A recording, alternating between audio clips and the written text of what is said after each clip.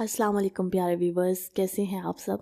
آج کا جو ناول ہے اس کے اندر آپ کو بہت ہی پیارے کپلز دیکھنے کو ملیں گے جن کی کہانیاں پہلے کپل سے بالکل مختلف ہوں گی۔ یہ ناول ایپیسوڈ وائز اپلوڈ کیا جائے گا۔ آپ ڈیلی روٹین والے ناول سے بور ہو رہے تھے تو ہم نے سوچا کہ ایک اسپیشل سیریز لکھی جائے جس سے ہماری آڈینس خوش ہو۔ اتنی محنت پر آپ سب چینل کو سبسکرائب ضرور کریں تاکہ پیارے پیارے ایپیسوڈز آپ تک پہنچتے رہے۔ اس ناول میں آپ کو تھوڑا سا بتاتی چلوں کہ اس میں 4 کپلز ہوں گے۔ حویلی بیسڈ یہ ناول ہوگا۔ اس میں سب سے جو ہٹ ہونے والا جوڑا ہے I think so Yazdan Khanzada اور لائبہ جمال کا ہوگا۔ ان دونوں کا نکاح ونی بیسڈ ہوگا۔ دوسرا کپل شہیر خانزادہ اور مرہا کا ہوگا، یہ سیکنڈ میرج بیسڈ ہوگا۔ اور تیسرا کپل تیمور خانزادہ اور زمل کا، جن کی شادی حادثاتی طور پر خاندان کی عزت بچانے کی خاطر ہوگی۔ اور چوتھا جوڑا جویریہ اور ایس پی شاویز ملک، زبردستی کی شادی ہوگی۔ لڑکی نے گن پوائنٹ پہ شاویز ملک کے ساتھ نکاح کیا ہوگا۔ یہ چاروں کپلز ہمارے عام ناول سے ان کے کردار، کہانیاں، سب کچھ مختلف ہوگا۔ بہت ہی انٹرسٹنگ کپلز ہونے والے ہیں، سو بنے رہیے گا اینڈ تک۔ ہمارے آج کے ایپیسوڈ کو ہم سٹارٹ کرتے ہیں۔ آپ سب سے گزارش ہے چینل کو ضرور سبسکرائب کر لیجئے گا تاکہ اس کے مزید ایپیسوڈز آپ کو ملتے رہیں، کیونکہ یہ ناول بہت پیارا ہونے والا ہے۔ ایک ہی ناول کے اندر آپ کو رومانس، ایموشنز اور تھوڑا بولڈ ٹائپ کا رومانس بھی دیکھنے کو ملے گا۔ سو ناول میں بور ہونے کا تو سوال ہی پیدا نہیں ہوتا۔ سو بنا ٹائم ویسٹ کیے لیٹس گیٹ سٹارٹڈ۔ گاڑی کی رفتار اتنی تیز تھی کہ جیسے گاڑی کے پہیے زمین سے ہی نہ لگ رہے۔ ساتھ بیٹھی ہوئی سفید دوپٹے میں وہ معصوم شکل، چہرے پر سرخی چھائی ہوئی، اور اس کی سسکیاں پوری گاڑی میں سنائی دے رہی تھی۔ رات کے 1 بجے کا وقت تھا جب وہ یزدان خانزادہ اسے لے کر حویلی کے راستے پر تھا۔ غم زدہ اس کی سسکیوں سے اسے مزید کوفت ہی ہو رہی تھی جب اس نے اتنی تیز رفتار میں گاڑی چلاتے ہوئے یکدم سے گاڑی کو بریک ماری۔ گاڑی کی رفتار تیز ہونے کے باعث گاڑی ہچکولے کھاتی ہوئی کافی دور تک جا کر رکی۔ بریک لگنے کی وجہ سے لائبہ جمال، جو بغیر سیٹ بیلٹ کے اپنی قسمت پر ماتم کرتے ہوئے بیٹھی تھی، اچانک اس کا سر گاڑی کے فرنٹ میں ڈیش بورڈ میں جا کر ٹکرایا، اور اتنی شدت سے ٹکرایا کہ اس کے ماتھے سے خون رسنے لگا۔ اگلے ہی لمحے وہ ہوش و حواس کی دنیا سے بیگانہ ہونے لگی۔ اس سے پہلے کہ وہ مکمل طور پر بے ہوش ہوتی، یزدان خانزادہ نے اس کے منہ کو اپنے ہاتھوں میں پکڑا، اس کے جبڑوں کو زور سے دباتے ہوئے کہنے لگا، اتنی نازک مت بنو میرے سامنے۔ سن لو، یہ تو شروعات ہے، ابھی تو تمہاری سزا شروع ہوئی ہے، اور تم ابھی سے مرنے پر تل گئی ہو۔ مرنے نہیں دوں گا، یہ یزدان خانزادہ تم مر بھی جاؤ گی نا، قبر سے نکال کر لے آؤں گا، سیدھی ہو کر بیٹھو۔ اس نے ایک دم سے اس کے چہرے کو پیچھے کی جانب جھٹکا۔ لائبہ جمال کے ماتھے سے خون ٹپکتا ہوا اس کے گالوں کو سرخ کر گیا، مگر یزدان خانزادہ تو آج ایسے تھا جیسے اس کے سینے سے دل ہی کسی نے نکال لیا۔ انسانیت نام کا سب کچھ اس کے اندر سے آج ختم ہو چکا تھا۔ غصے کی وجہ سے اس کے سرخ ہوتے چہرے سے ایسے لگ رہا تھا کہ جیسے ابھی اس کی نسیں پھٹ کر خون باہر نکل آئے گا۔ وہ اپنے دانتوں کو بیچتے ہوئے گاڑی کو پھر اسی رفتار سے چلاتے ہوئے حویلی پہنچا۔ حویلی میں اس وقت شاید سب لوگ کمروں میں جا چکے تھے۔ تقریباً 2 بجنے کے قریب تھے جب اسے لے کر حویلی کے مین گیٹ پر پہنچا۔ گارڈز نے فوراً سے مین ڈور کو کھولا تو یزدان نے گاڑی اندر لے جاتے ہوئے اسے روکا، اور اسی غصے اور رفتار سے اس نے لائبہ جمال کو کلائی سے پکڑا اور گھسیٹنے کے برابر کھینچ کر حویلی کے اندر لے جا رہا تھا۔ حویلی میں بالکل سناٹا تھا۔ کچھ دیر پہلے مچنے والا کہرام، چیخو پکار اب شاید رات کی خاموشی کے ساتھ تھم چکا تھا۔ یزدان خانزادہ نے لائبہ کو گھسیٹتے ہوئے سیڑھیاں چڑھنی شروع کی۔ اس کے گھٹنے جو زمین پر رگڑنے کی وجہ سے چھل چکے تھے، کپڑے جگہ جگہ سے پھٹنے والے ہو چکے تھے۔ کمرے میں لے جا کر اس نے زوردار طریقے سے اسے فرش پر پٹخا اور خود صوفے پر اپنی گردن پیچھے کو لٹکائے بیٹھ گیا۔ गहरी सांसें लेता हुआ वो आंखें मूंद चुका था, मगर लाइबा जो घुट घुट कर रो रही थी, उसे नहीं पता था कि आज के बाद उसकी ज़िंदगी कैसी होने वाली है। उसने तो यही सुना था कि मियाँ बीवी का रिश्ता एक दूसरे के सुकून का बायस होता है, मगर उसकी ज़िंदगी में ये रिश्ता इस तरह आएगा वो नहीं जानती थी। वो एकदम खड़ा हुआ और इसे कंधों से पकड़कर अपने मुकाबिल किया। समझती क्या हो खुद को? ये रोना धोना किस बात का? तुम मासूम तो हो नहीं जो ये मासूमियत के ड्रामे कर रही हो। लाइबा जमाल ने भी कहर आलूद लहजे में कहा। यज़दान खानज़ादा की आंखें जो उस वक्त लहू रंग हो रही थी, उसके बिखरे बाल पसीने की वजह से उसके माथे पे चिपके हुए थे। यज़दान खानज़ादा खूबसूरत खूबरू नौजवान, गुस्से में उसकी शख्सियत और भी दिलकश लग रही थी, मगर लाइबा जमाल भी तो किसी से कम न थी। हुस्न की देवी कहो तो कम ना होगा। सफ़ेद दुपट्टे में उसकी दूधिया जिल्द जो अब रो रो कर उसकी नाक सुर्ख पड़ चुकी थी, गुलाबी गाल, चेहरे पर मिटे मिटे आंसुओं के निशान और आंखें ऐसे जैसे सुर्ख डोरे हों, रोने की वजह से सूजी हुई। माथे से खून बहता हुआ उसके चेहरे पर लगा था। यज़दान खानज़ादा ने उसे बाजू से पकड़ा, वॉशरूम में ले गया। उसने शावर चलाया और इसे नीचे खड़ा कर दिया। कहने लगा, खून देखकर मेरा खून जोश मारने लगता है। जब भी मैं ये खून देखता हूँ ना, मुझे अपने भाई का वजूद, उसका लिबास खून में लथपथ नज़र आने लगता है। आज के बाद तुम मर भी जाओ, कट भी जाओ, मगर मेरे सामने खून ना दिखाना, समझी? वो अपने हाथों से मल मल कर उसका चेहरा धो रहा था। वो इतनी शिद्दत से उसके चेहरे को रगड़ रहा था कि उसका जो ज़ख्म खुश्क होने के करीब था वो फिर से हरा होने लगा, खून रिसने लग रहा। जितनी शिद्दत से वो रगड़ रहा था उतनी ही तेज़ी से अब खून बहने लगा, मगर यज़दान खानज़ादा का जुनून वहशत कम नहीं हो रहा था। लाइबा जो दर्द की इंतहा पर पहुंच चुकी थी, इतनी सर्दी में बर्फ़ जैसे पानी के नीचे उसे खड़ा किया, खुद भी उसके साथ भीग रहा था। लाइबा झूलते हुए उसकी आंखों के सामने अंधेरा छा गया। वो वहीं यज़दान खानज़ादा की बाहों में झूलते झूलते बेहोश हो चुकी थी। आंखें उसकी बंद हो गई। यज़दान खानज़ादा ने उसके मुंह को जबड़ों से दबाते हुए झंझोड़ा। कहने लगा, अपनी आंखें खोलो, वरना ऐसा हाल करूँगा सारी ज़िंदगी तुम्हारी आंखें बंद नहीं होंगी। मगर उस वक्त यज़दान खानज़ादा जितना भी गुस्सा करे, मुकाबिल लड़की तो शायद मौत के करीब पहुंच चुकी थी। सुबह से अब तक एक पानी का घूंट भी उसके हलक से ना उतरा। ऊपर से यज़दान खानज़ादा की गहरी बरसती आंखें नफ़रत से भरी हुई। वो मासूम कैसे इतना सब कुछ बर्दाश्त कर सकती थी? कुछ देर तक वो इसे होश दिलाता रहा, मगर जब उसे वाकई में यकीन हो गया कि वो सचमुच में बेहोश हो चुकी है, उसे एकदम फिक्र हुई। कहने लगा, नहीं नहीं लाइबा जमाल, इतनी जल्दी तुम्हें मरने नहीं दूंगा। वो इसे अपनी बाहों में उठाए कमरे में लेकर आया। उसका लिबास भीग कर उसके जिस्म से ऐसे चिपक गया कि जैसे वो बेलिबास ही हो। कपड़ों का रंग हल्का होने की वजह से उसका पूरा जिस्म इसमें से अयां हो रहा था। यज़दान खानज़ादा ने उसे सोफे पर लेटा दिया, उसकी कमीज़ को सीने से पकड़कर 2 हिस्सों में चाक कर दिया। एक पल के लिए वो भूल चुका था कि वो उससे अपना इंतकाम लेगा। उसके जिस्म की खूबसूरती, रानाइयाँ, उसके वजूद के उबार और गहराइयाँ वो देखते ही बहक सा गया। मगर वो अपने दिमाग को हर ख्याल से झटकते हुए उसने उस वक्त मौके की नज़ाकत को समझते हुए अपने गुस्से को एक साइड पर किया और अलमारी में से जल्दी से अपना एक ट्राउज़र शर्ट निकाल कर उसे पहना दिया। उसके वजूद पर वो खुला सा ढीला ढाला सा ट्राउज़र शर्ट, उसमें उसका वजूद नाजुक सा लग रहा था। यज़दान खानज़ादा ने मजबूरन उसे अपनी बाहों में भरा। जैसे ही बेड पर उसको लटाने लगा, लाइबा के बाल यज़दान की कमीज़ के बटन में अटक गए। यज़दान खानज़ादा एक झटके से पीछे को होने लगा, मगर अगले ही लम्हे वो इसी शिद्दत के साथ उसके ऊपर झुका था। बाल उसके बटन में उलझे हुए थे। उसे नहीं समझ आ रहा था कि वो कैसे निकाले। लाख कोशिश के बावजूद भी बाल न निकल सके। जब उसने खींचने चाहे तो लाइबा की दर्द से सिसकी निकली, मगर वो अब तक बेहोश थी।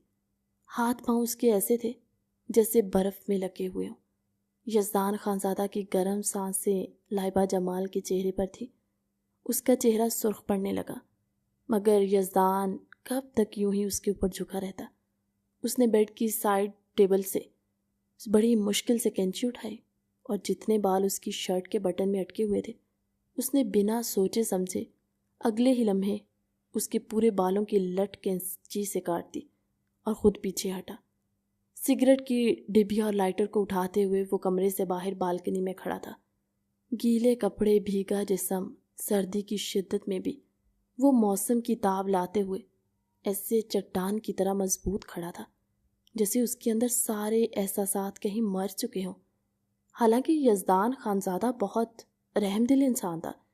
کچھ دن پہلے ہی تو وہ سرداری کی نشست پر براجمان ہوا تھا کہ ان کے وہ خان حویلی کی اگلی نسل کا سب سے بڑا وارث تھا۔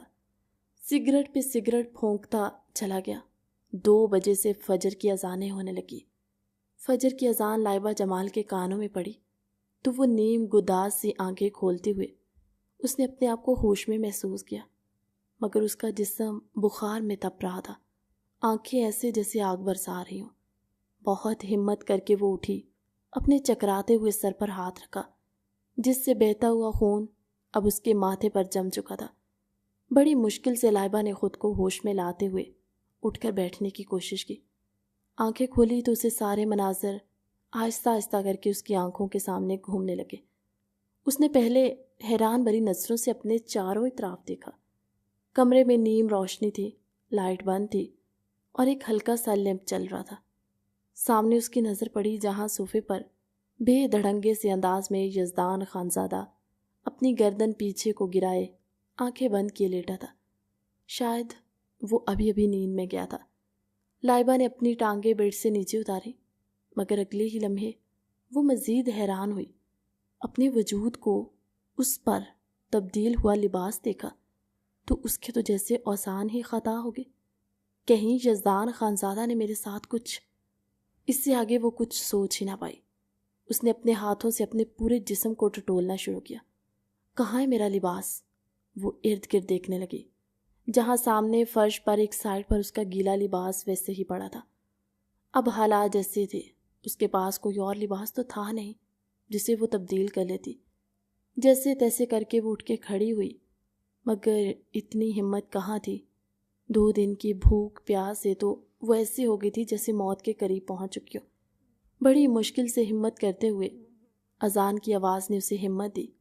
اس نے سوچا کہ وہ اپنے رب کے حضور گڑ گڑائے گی، کیونکہ اللہ کی بارگاہ میں اللہ کی عدالت ہی وہی ہے جہاں اسے انصاف مل سکتا ہے۔ مگر شاید اتنی جلدی اس کی قسمت میں انصاف نہیں تھا۔ لائبہ چند قدم آگے بڑھی۔ اسے کمرے کے اندھیرے میں نظر ہی نہیں آیا کہ یزدان خانزادہ کا پاؤں صوفے سے نیچے پڑا تھا۔ اس کے پاؤں سے ٹھوکر کھاتے ہوئے، لڑکھڑاتے ہوئے زمین پر گرنے کے بجائے وہ پورے زور کے ساتھ یزدان خانزادہ کے سینے پر جا گرے، جو شاید ابھی ابھی نیند میں گیا تھا۔ یزدان خانزادہ جو ایک دم نیند سے ہڑبڑاہٹ میں اٹھا، اپنے سینے پر پڑی ہوئی اس نازک بدن سی لڑکی کو دیکھ وہ انہی لمحات میں چلا گیا جب اس نے اپنے ہاتھوں سے اس کے وجود سے ایک ایک لباس اتار کر اسے اپنا لباس پہنایا تھا۔ پہلی بار کسی نسوانی وجود کا اس کے یوں قریب آنا، اور پھر وہ بھی اس کے نکاح میں رات کے اس پہر۔ اس سے پہلے کہ اس کے جذبات بہکتے، وہ اسے جھٹک کر خود سے دور کرتا۔ یزدان خانزادہ کے خوف سے وہ تھر تھر کانپ رہی تھی۔ اس کے جسم کے ساتھ اس کا جسم ٹچ ہوا تو یزدان خانزادہ کو احساس ہوا کہ وہ کتنی شدت سے بخار میں تپ رہی ہے۔ نہ چاہتے ہوئے بھی وہ اٹھا، کمرے کی لائٹ آن کی۔ آن کرتے ہی ایک دم سے تیز روشنی آنکھوں میں پڑنے سے لائبہ نے اپنی آنکھوں کے آگے ہاتھ کیا۔ وہ وہیں پر اپنا سر گھسیٹنے سے انداز میں صوفے پر ڈھہ سی گئی۔ سردی کی شدت سے اس کے دانت بج رہے تھے۔ یزدان خانزادہ نے اپنے دانت بینچے، اپنی مٹھیاں بینچتے ہوئے کہنے لگا، یہ کیا مصیبت میں نے اپنے گلے ڈالی ہے۔ سزا دینے کا سوچ کر لایا تھا، خود کے لیے سزا چن لی ہے میں نے۔ ایک ساتھ ایک کمرے میں رہتے ہوئے یہ لڑکی میرے لیے کسی امتحان سے کم نہیں۔ میں اسے کیا سزا دوں گا؟ وہ اپنی گردن کو دائیں بائیں گھماتے ہوئے سوچ میں پڑ گیا۔ پھر پلٹ کر اس نے اس لڑکی کی طرف دیکھا جسے وہ مرنے بھی نہیں دینا چاہتا تھا۔ پانی کا باؤل بھرا اور اس کی پٹیاں کرنے لگا تاکہ اس کا بخار کم ہو، مگر بخار کی شدت میں کمی آنے کی بجائے وہ سردی سے کانپنے لگی۔ بے ہوشی کے عالم میں جاتے ہوئے لائبہ جمال نے یزدان کے ہاتھوں کو اپنے ہاتھوں سے مضبوطی سے پکڑ لیا۔ اس کی اس حرکت پر یزدان کی آنکھیں جیسے باہر آنے کو تھی۔ دن کی روشنی کمرے میں آنے لگی جب یزدان کا دروازہ بجا۔ اس کی آنکھیں نیند سے بھری ہوئی تھی، سرخ ایسے تھی جیسے لہو ٹپک رہا ہو۔ دروازہ کھولا تو سامنے ملازمہ سر جھکائے کھڑی تھی۔ سردار سائیں، نیچے بڑی بی بی آپ کو بلا رہی ہیں اور بڑے صاحب بھی ساتھ ہیں۔ ملازمہ اپنا پیغام پہنچا کر واپس پلٹ گئی۔ جب یزدان خانزادہ نے پیچھے مڑ کر اپنے بیڈ پر پڑی ہوئی اس لڑکی کی طرف دیکھا جو جس لحاظ سے بھی صحیح مگر اس کے نکاح میں آ چکی تھی۔ یزدان خانزادہ واش روم میں بند ہوا۔ فریش ہوتے وہ بلیک شلوار قمیض پہنے، ساتھ کالی شال اپنے کندھوں پر اڑائے جو اس کی پرسنالٹی کو 4 چاند لگا دیتی تھی۔ لگے چہرے پر وہی اداسی، سوجی آنکھیں، بدلے کی آنکھ، کیا کچھ نہ تھا اس کے چہرے پر۔ وہ مرے مرے قدموں کے ساتھ اپنے کمرے سے نکلا، سیڑھیاں اترتے ہوئے جیسے ہی وہ سامنے حویلی کے لاؤنج میں پہنچا جہاں سب لوگ شاید اسی کا انتظار کر رہے تھے۔ سب کی نظریں سامنے کھڑے یزدان خانزادہ پر ٹکی ہوئی تھی۔ یزدان کے والد بختیار خان آگے بڑھے، جن کا دکھ کسی قیمت پر کم ہونے والا نہیں تھا، مگر پھر بھی وہ اپنے بیٹے کو یوں ٹوٹتا ہوا بکھرتا ہوا دیکھ بھی نہیں سکتے تھے۔ بختیار خان نے یزدان کے کندھے پر ہاتھ رکھا، کہنے لگے، برخوردار، تم سردار کی نشست سنبھال چکے ہو، اس لیے اچھے برے فیصلے لینے کا تمہیں ساری سمجھ بوجھ اور فیصلے لینے کا اختیار بھی تمہارے پاس ہے۔ برسوں سے گاؤں میں ونی کی رسم ہوتی آئی ہے، لیکن ہم اس کے حق میں نہیں تھے کہ تم ہمارے بیٹے کے خون بہا میں اس خاندان کی لڑکی کو اٹھا کر لے آتے، کیونکہ ونی کی رسم میں صرف لڑکی ہی نہیں، مرد کی بھی ساری زندگی برباد ہو جاتی ہے۔ اس لیے میری مانو، اس لڑکی کو اپنے نکاح سے آزاد کر دو۔ یزدان خانزادہ اپنی پوری آنکھیں کھولے اپنی شال کا پلو کندھے پر گراتے کہنے لگا، بابا سائیں معاف کیجیے گا، مگر میں ایسا نہیں کر سکتا۔ میں نے اپنے بھائی کی میت پر قسم کھائی تھی کہ میں اس کے قاتلوں کے خاندان کے ایک ایک فرد کو چن چن کر ماروں گا اور انہیں ایسی موت دوں گا کہ وہ تڑپیں گے، سسکیں گے۔ ان کی تڑپ، ان کی سسکیاں میرے درد کو کم کریں گی۔ اور بابا سائیں آپ سے التجا ہے کہ مجھے دوبارہ اس چیز کے لیے فورس مت کیجیے گا۔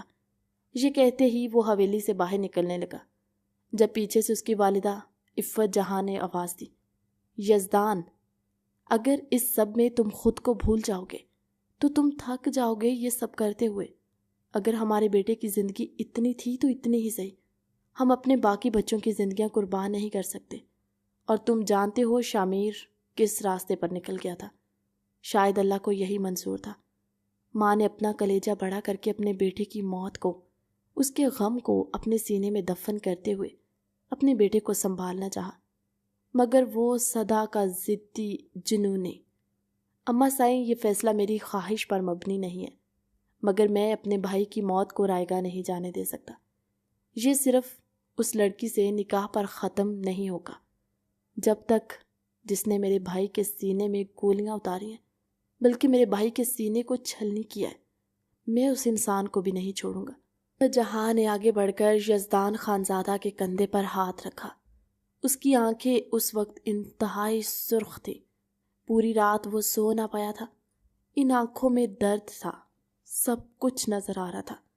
کہنے لگی، تو ٹھیک ہے، ہمیں کوئی اعتراض نہیں اس ونی میں آئی لڑکی سے، مگر وہ تمہارے کمرے میں تمہارے ساتھ نہیں رہے گی۔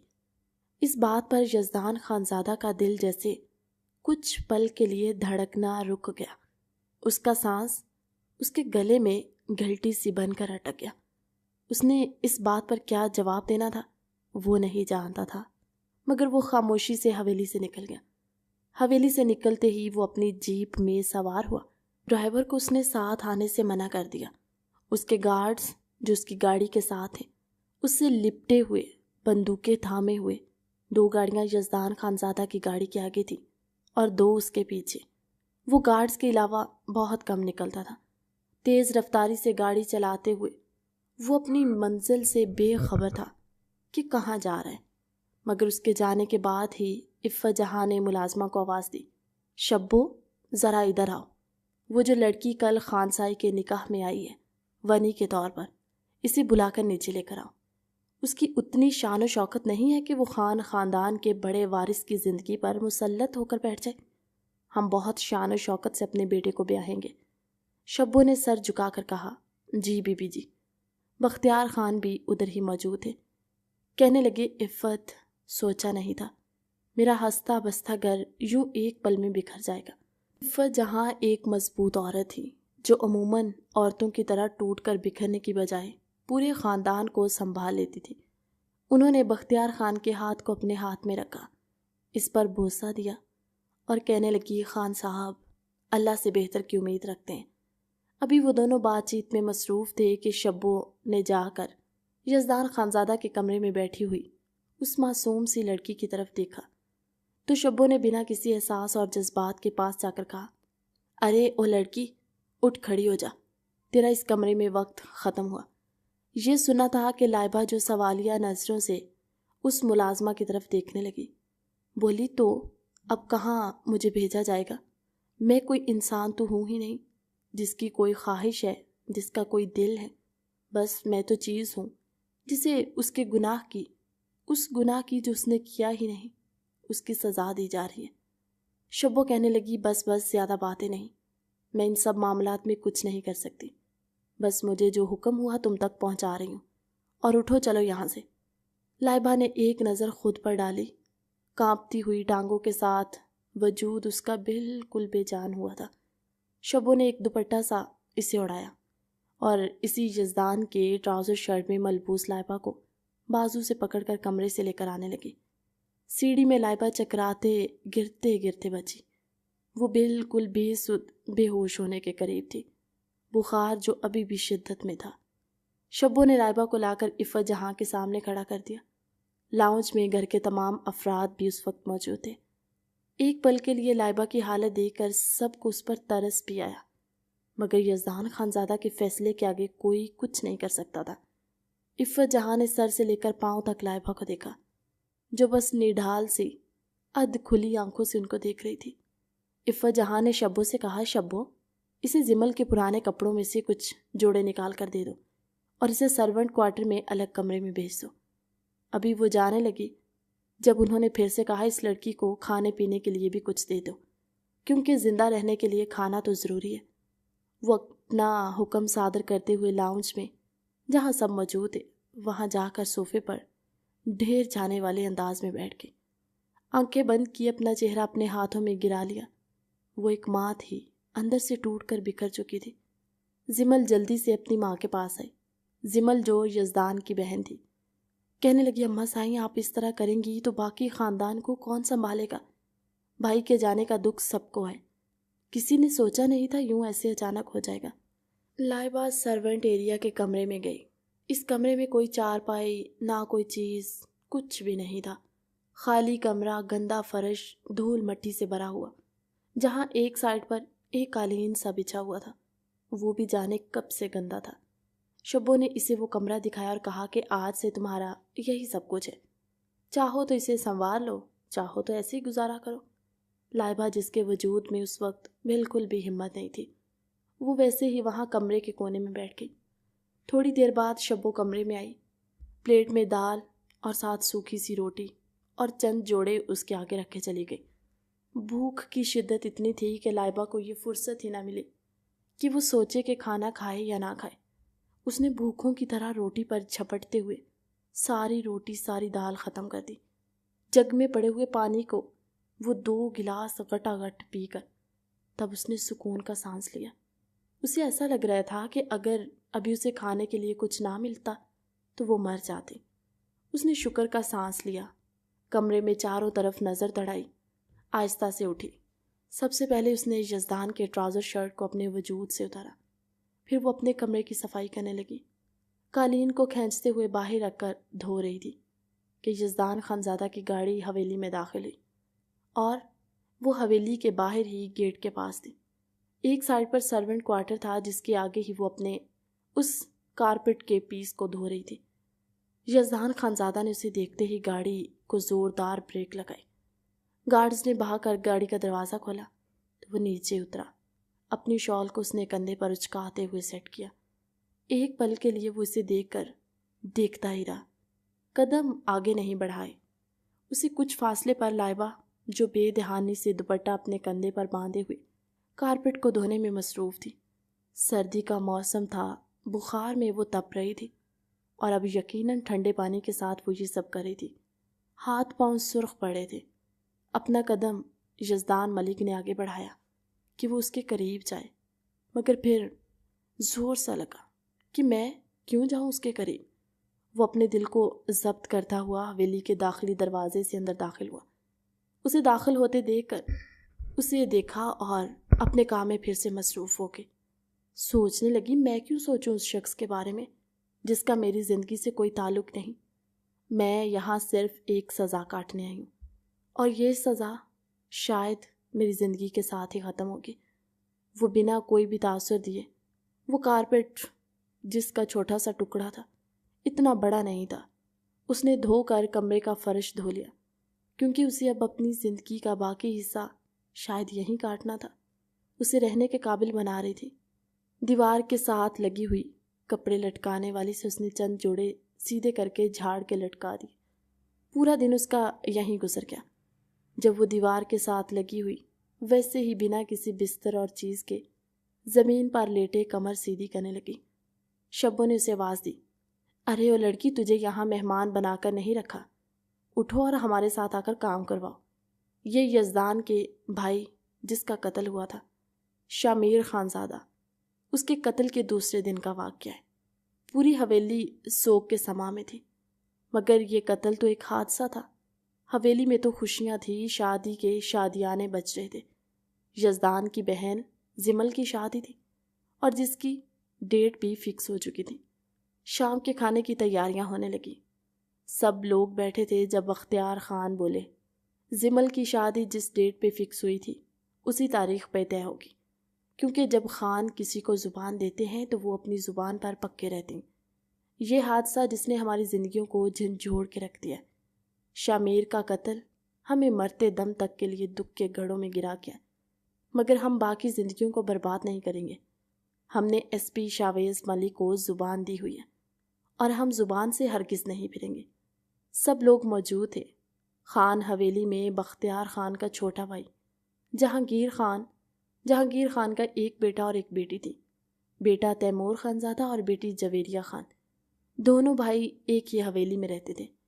بختیار خان کی 5 اولادیں تھیں، 4 بیٹی اور ایک بیٹی زمل خان۔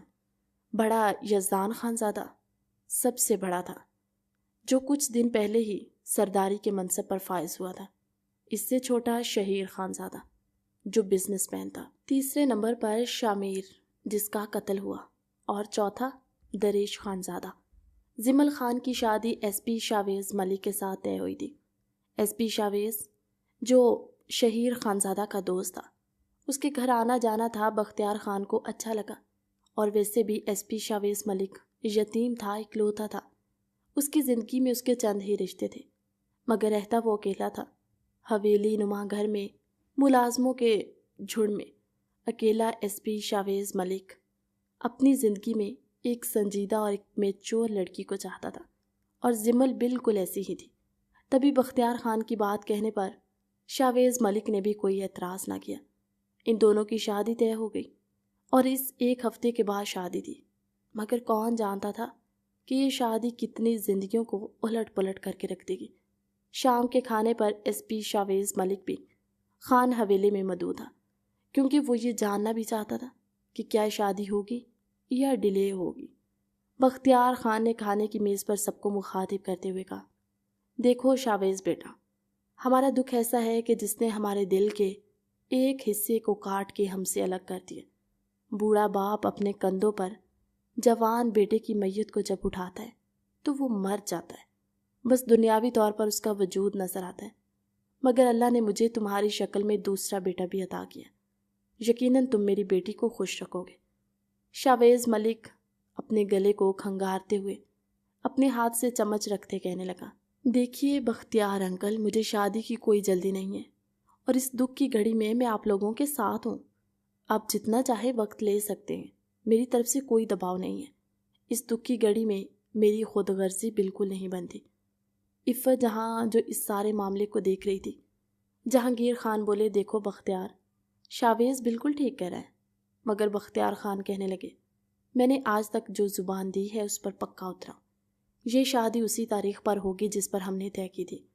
اس لیے وہ اپنی بیگم کی طرف مخاطب ہوئے، عفت جہاں تم تیاریاں مکمل کرو، جس چیز کی ضرورت ہو وہ ہمیں بتانا۔ سب لوگ بختیار خان کے حکم پر کوئی سوال نہ اٹھا سکے۔ یزدان خانزادہ جو اپنے ہی خیالوں میں گم تھا، جب اسے اپنے پہلو میں کسی کا احساس ہوا تو اس نے یکدم نظریں اٹھا کر دیکھا۔ اس کے برابر میں لائبہ جمال کھڑی تھی، جو ملازموں کے ساتھ ڈائننگ ٹیبل پر کھانا وغیرہ رکھ رہی تھی۔ اس نے نیپکن سے اپنا منہ صاف کرتے ہوئے مسلسل اس کی آنکھوں میں دیکھا تھا۔ لائبہ کی آنکھیں جھک گئی، ایک آنسو اس کی آنکھ سے ٹوٹ کر اس کے گال پر گرا۔ وہ آنسو یزدان ملک کے دل پر جا گرا تھا۔ اس نے وہیں اپنا کھانا چھوڑ دیا اور اٹھ کر کمرے میں جانے لگا۔ بختیار خان کی آواز پر اس کے قدم رکے۔ برخوردار، تم سردار ہو ہمارے خاندان کے، اب سے تم اس معاملے میں کچھ نہیں کہو گے؟ کہنے لگا، بابا سائیں، سردار بننے کا مطلب یہ نہیں ہے کہ میں بڑا بن گیا۔ اللہ آپ کو سلامت رکھے، آپ ہماری زندگیوں کے فیصلے کرنے کا حق رکھتے ہیں۔ آپ کا ہر فیصلہ ہمیں سر جھکا کر قبول ہے۔ میں اپنی بہن کو پوری دھوم دھام سے رخصت کروں گا۔ یزدان خانزادہ نے اپنے ہاتھ کو ایس پی شاویز ملک کے کندھے پر رکھ کر تھپکتے ہوئے کہا تھا۔ وہ چند قدم آگے بڑھا۔ لائبہ جمال جو ہاتھوں میں کانچ کے گلاس پکڑے کچن کی طرف جا رہی تھی، جب یزدان ملک کی آواز پر وہ اس طرح کانپ اٹھی کہ گلاس زمین بوس ہو کر چکنا چور ہو گئے، اور اس حادثے میں یزدان ملک نے کوئی بات نہ کی۔ نظروں کا تصادم ہوا اور وہ جلدی سے فرش پر بیٹھ کر ہڑبڑاہٹ میں اپنے ہاتھوں سے اس طرح کانچ کے گلاس اکٹھے کری تھی جیسے وہ کوئی روئی کے ٹکڑے ہوں۔ زوردار کانچ لگنے پر اس کی چیخ نکلی، مگر وہ جسے اپنے اندر ہی دفن کر چکی تھی۔ شب وہ کہنے لگی، ارے او لڑکی، کام کوئی ڈھنگ سے تمہیں آتا نہیں ہے، الٹا نقصان کر کے رکھ دیا۔ وہ جلدی سے فرش صاف کرتی اپنے خون آلود ہاتھ سے، جس میں سے ٹپ ٹپ خون کے قطرے گر رہے تھے۔ یزدان ملک یہ سب دیکھ کر دل ملا گیا۔ تیز قدموں کے ساتھ وہ سیڑھیوں کے 2 سے 3 سٹیپ ایک ساتھ پھیلانگتا ہوا اپنے کمرے میں چلا گیا، جہاں جاتے ہی وہ بیڈ پر بے دھڑنگے انداز میں پیچھے کو گرا، آنکھیں بند کی، ایک ہاتھ مسلسل اپنے بالوں میں چلا رہا تھا۔ سوچنے لگا، یہ کیسی آزمائش ہے؟ کیا میرا دل اس لڑکی کو اپنے قریب چاہتا ہے؟ نہیں، ایسا کچھ نہیں ہو سکتا۔ اگلے ہی لمحے وہ اپنے خیالوں کو جھٹکتا ہوا اپنے ذہن کو صاف کرنے لگا۔ رات کے 12 بج چکے تھے۔ تمام حویلی کے لوگ اپنے اپنے کمروں میں موجود تھے۔ زمل جو اپنے کمرے کی کھڑکی میں کھڑی باہر جھانک رہی تھی، آسمان کی طرف دیکھتے اداس چہرہ لیے، اس کے چہرے پر کوئی شادی کی خوشی کچھ بھی تو نہ تھا۔ زمل بہت خوبصورت، نازوں سے پلی ہوئی لڑکی تھی، حویلی کی لاڈلی، اور سب سے زیادہ وہ اپنے چچا جہانگیر کی بیٹی جویریہ خان سے قریب تھی۔ وہ دونوں کزنیں بہنوں کی طرح پیار کرتی تھی ایک دوسرے سے، اور جویریہ تو زمل کی خوشی کے لیے جان تک دینے کو تیار تھی۔ جویریہ دروازے کو نوک کرتی کمرے میں داخل ہوئی۔ زمل کو یوں اداس کھڑے دیکھ اس کے گلے میں اپنے بازو ڈال کر کہنے لگی، زمل، ابھی کیا ہوا ہے؟ تم جانتی ہو نا، ہم سبھی بہت اداس ہیں، شامیر بھائی ہمیں یوں اچانک چھوڑ کر چلے جائیں گے، کبھی نہیں سوچا تھا۔ جویریہ کی آنکھوں سے آنسو گرے۔ زمل کہنے لگی، وہ تو ہے، مگر جویریہ، جانتی ہو، جویریہ جو زمل سے چند سال چھوٹی تھی، مگر دونوں میں دوستی اتنی گہری تھی کہ وہ ہر بات ایک دوسرے سے شیئر کرتی۔ کہنے لگی، لیکن کیا زمل ابھی؟ زمل کچھ متجسس ہوئی، کیوں بابا سائیں کو میری شادی کی اتنی جلدی ہے؟ جویریہ ہلکا سا مسکرائی اور کہنے لگی، اچھا تو اس بات پر اداس ہو؟ وہ نٹکھٹ سے انداز میں بولی، کہیں شاویز بھائی کی یاد تو نہیں آ رہی؟ زمل نے اس کی ایک تھپکی لگائی۔ جویریہ، میں ابھی ان باتوں کے موڈ میں نہیں ہوں۔ تو پھر جناب، آپ کس موڈ میں ہیں؟ بتا دیجئے۔ میں وہ ٹاپک چھیڑ لوں تاکہ میری پیاری سی زمل آپی کے چہرے پر مسکراہٹ آ جائے۔ جویریہ کچھ نہیں، وہ اپنی بات کو ادھورا چھوڑ گئی۔ جویریہ کے لاکھ ضد کرنے پر بھی زمل نے بات کو گول مول کر لیا۔ شادی میں ایک ہی تو ہفتہ تھا، زمل کیا کر سکتی تھی؟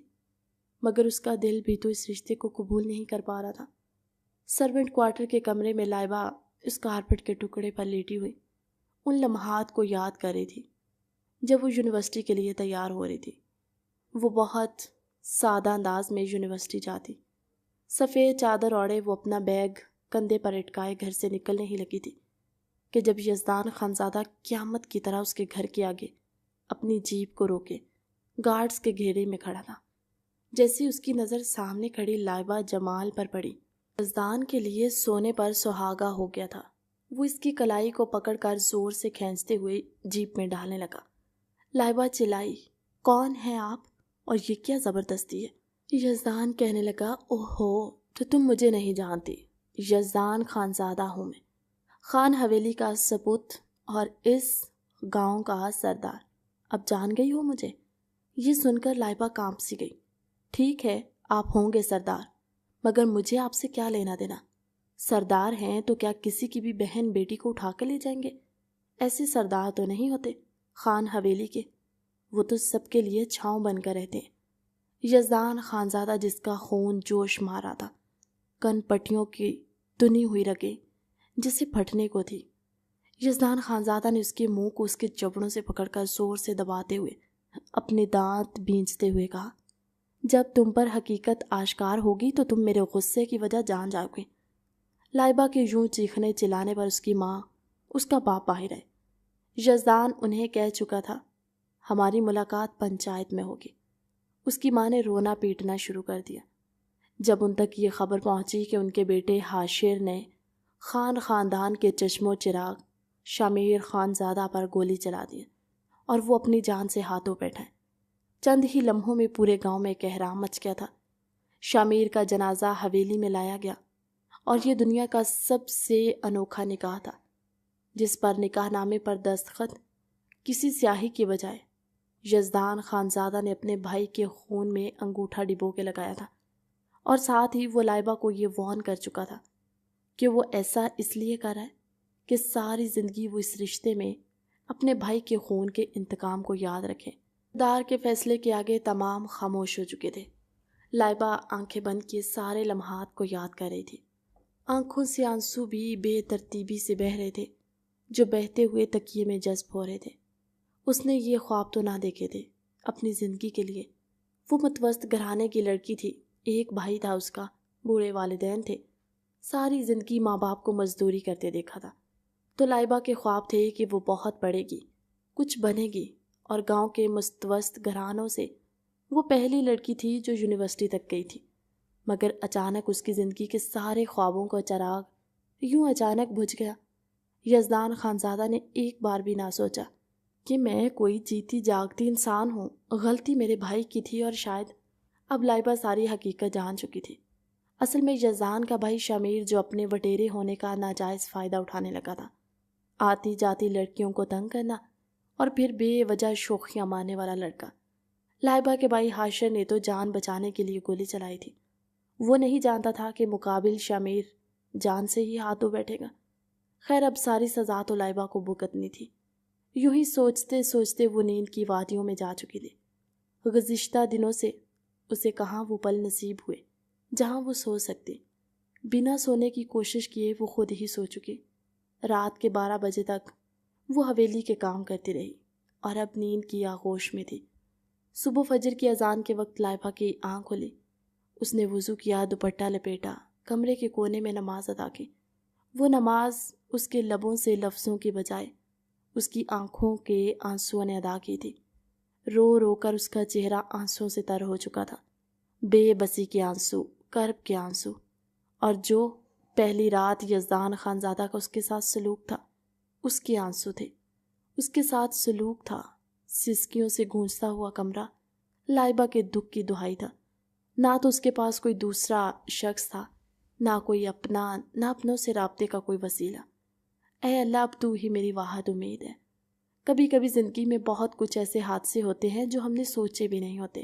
بے شک تیری ذات بے بس نہیں ہے، بس میرے اللہ میرے لیے آسانیاں پیدا کر دے، تو میرے اندر سب کچھ برداشت کرنے کی سخت پیدا کر دے۔ لائبہ اپنے گلے شکوے اپنے رب سے کرتے ہوئے جائے نماز کو طے کر کے اٹھی تھی۔ پھر جب ملازمہ کی آواز سے اس نے دروازہ کھولا، وہ شبو سامنے کہنے لگی، بی بی حویلی میں شادی کا سماں ہے، اس لیے ملازموں کے پاس اتنا وقت نہیں ہے کہ وہ اپنی نیندیں پوری کرے، اس لیے ابھی باہر آؤ اور کام میں ہاتھ بٹانا شروع کرو، تاکہ جب تک سب لوگ حویلی کی نیند سے بیدار ہوں تب تک ہم اپنے باقی کام نمٹا لیں۔ لائبہ تو اس حویلی میں ملازموں سے بھی کمتر درجہ رکھتی تھی، تبھی تو ملازمائیں بھی اس پر ایسے حکم چلاتی جیسے کہ وہ ان سب کے لیے ایک باندی کے طور پر رکھتی گئی ہو۔ خیر اس نے کوئی گلہ شکوہ نہ کیا، اب تو یہ روز کا معمول بن چکا تھا۔ ایک دن 2 دن کب تک وہ جواب دے سکتی تھی؟ آخر کوئی یہ اس کا مقدر جو تھا۔ خیر اپنی آنکھوں کو پوچھتے باہر نکلی۔ شبو نے ہمدردانہ لہجے میں کہا، دیکھ لڑکی، میں نہیں جانتی یہ سزا کب تک ہے تیری، مگر مجھے تم پر ترس آتا ہے۔ تمہاری تو جوانی ابھی شروع ہوئی ہے، کیا پتا تمہاری آخری سانسیں حویلی کے انہی در و دیوار میں ختم ہو، مگر جو بھی ہے ہم ان بڑے لوگوں کا مقابلہ نہیں کر سکتے، اور یزدان خانزادہ تو اپنی ضد اور اپنی بات کے بہت پکے ہیں، اور ابھی ابھی تو ان کے بھائی کا غم تازہ ہے، مگر میری مانو تو تم زیادہ ان کے قریب رہنے کی کوشش کرو، نکاح میں ہو ان کے، کیا پتا ان کے دل میں گھر کر جاؤ، اور جب تم خانزادہ کے دل میں گھر کر گئی تب تمہاری زندگی آسان ہو سکتی ہے۔ شبو جو بڑی عمر کی سمجھدار سی عورت تھی، احساس اور فکر مندی کے ساتھ لائبہ کو یہ باتیں سمجھا رہی تھی، مگر لائبہ جو ان باتوں کو سمجھنے سے قاصر تھی، اس نے بس ایک سوالیہ سی نظر شبو کی طرف دیکھا اور خاموش ہو گئی۔ مگر شبو دل میں سوچنے لگی کہ وہ اس لڑکی کی زندگی برباد نہیں ہونے دے گی، کیونکہ بنی میں آئی ہوئی لڑکیوں کی زندگیاں برباد ہوتی اس نے بہت دیکھی تھی، شاید اسی لیے اس کا دل نرم پڑنے لگا تھا۔ اور لائبہ جب سے حویلی آئی تھی کسی کو ایک لفظ تک نہ اس نے اپنی زبان سے کہا تھا، بس خاموشی سے اپنی سزا کو قبول کر چکی تھی۔ صبح کی روشنی ابھی نمودار ہو ہی رہی تھی، ٹھنڈی ٹھنڈی ہوا۔ یزدان خانزادہ کی عادت تھی کہ وہ صبح جلدی اٹھ کر جاگنگ کے لیے جاتا، ٹراؤزر شرٹ کے ساتھ جاگرز پہنے ہوئے بھلا کا ہینڈسم لگ رہا تھا، اور زیادہ تر وہ آنے کے بعد بلیک کافی ضرور پیتا، اور یہ شبو کی روٹین ہوتی تھی۔ لیکن آج شبو نے سوچا کہ وہ یہ کام لائبہ سے کروائے گی۔ گھڑی کی سوئی جیسی اپنا وقت بتانے لگی، شبو نے لائبہ سے کہا، لائبہ تمہارے شوہر کو اس وقت کافی پینے کی عادت ہے۔ شوہر کا لفظ سن کر لائبہ کا دل زور سے دھڑکا۔ کس شوہر کی بات کر رہی ہیں؟ وہ شوہر جسے احساس تک نہیں ہے کہ اس نے مجھ سے نکاح کیا ہے، مگر خیر میرے دل میں بھی ایسے کوئی جذبات نہیں ہیں، اس لیے آپ اس طرح کی باتیں نہ کیا کریں، میرا دل دکھتا ہے۔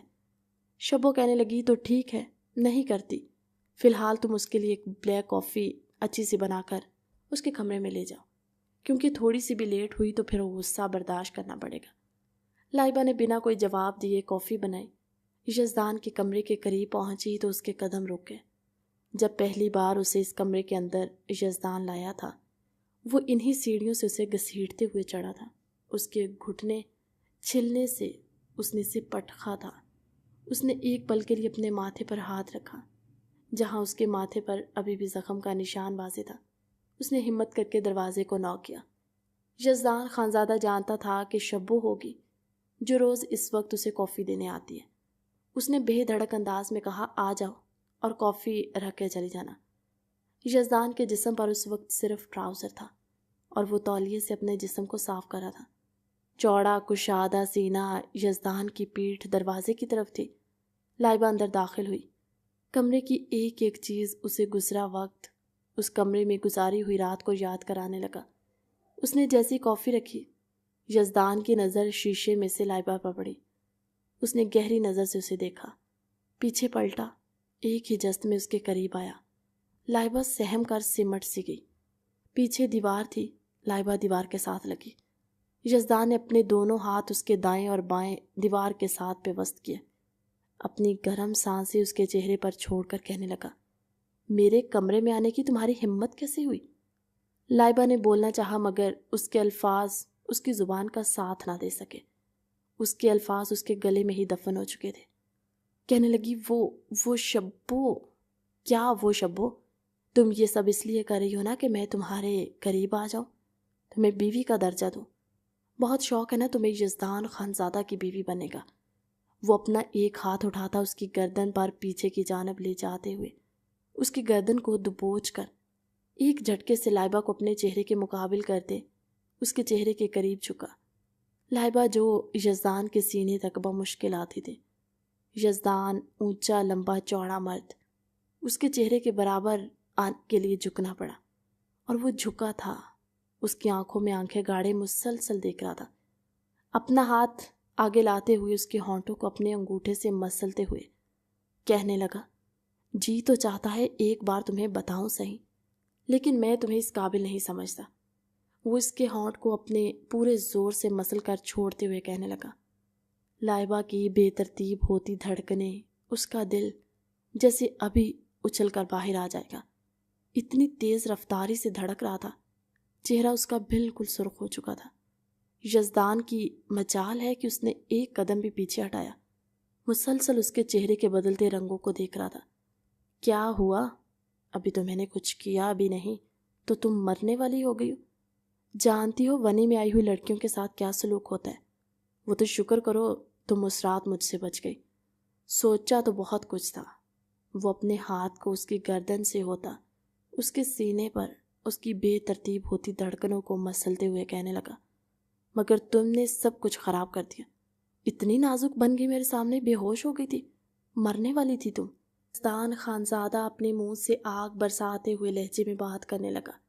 لائبہ کے پاس کوئی جواب نہ تھا اور نہ ہی اس کی گرفت سے وہ چھٹکارا پا رہی تھی۔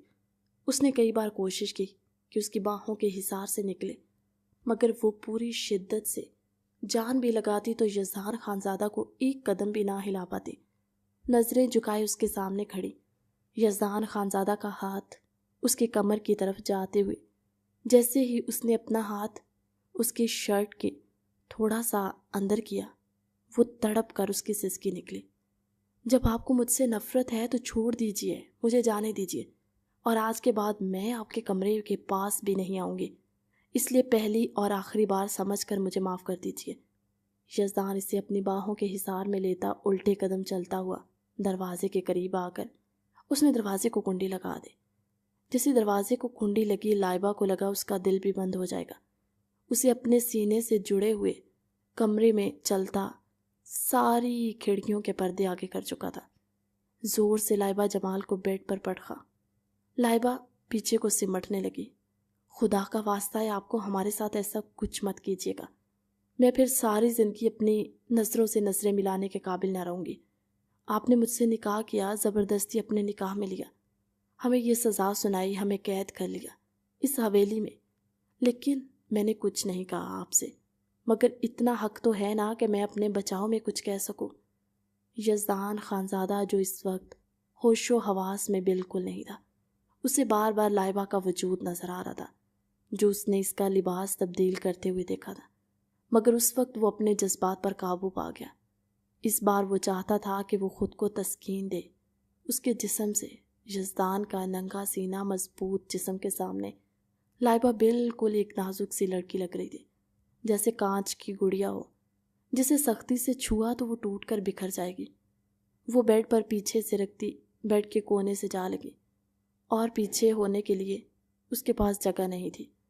یزدان خانزادہ نے تولیہ اپنے کندھے سے دور ہوا میں اچھالتے ہوئے پھینکا۔ وہ بیڈ پر اس کے قریب ہوتا، اس کی کمر پر ہاتھ لے جاتے، اسے کھینچتے ہوئے بستر پر پٹکتا، اس کے اوپر جھکا، بغیر اسے کوئی فرصت دیے اس کے گردن پر اپنے دانت کاٹ دیے۔ کہنے لگا، جب سے تم اس حویلی میں آئی ہو میرا سکون، میرا چین، سب کچھ حرام ہو چکا ہے۔ ایک بار میں تم سے اس نکاح کا حق ضرور لوں گا۔ لائبہ نے اپنی پوری زور سے، اپنی پوری شدت کے ساتھ یزدان کو اپنے اوپر سے ہٹانا چاہا، مگر وہ بے بس ہو گئی۔ اگلے ہی لمحے وہ اس کے دونوں ہاتھوں کو اپنے ایک ہاتھ میں جکڑ کر سر سے اوپر کر بیڈ کے ساتھ پن کرتا اس کے لبوں پر جھک چکا تھا۔ بے ترتیب ہوتی دھڑکنوں کو اپنے دوسرے ہاتھ سے مسلتا یزدان کا جنون لائبہ کو سسکنے پر مجبور کر گیا۔ ناول کا اگلا حصہ ہماری نیکسٹ ویڈیو میں، تب تک کے لیے اللہ حافظ۔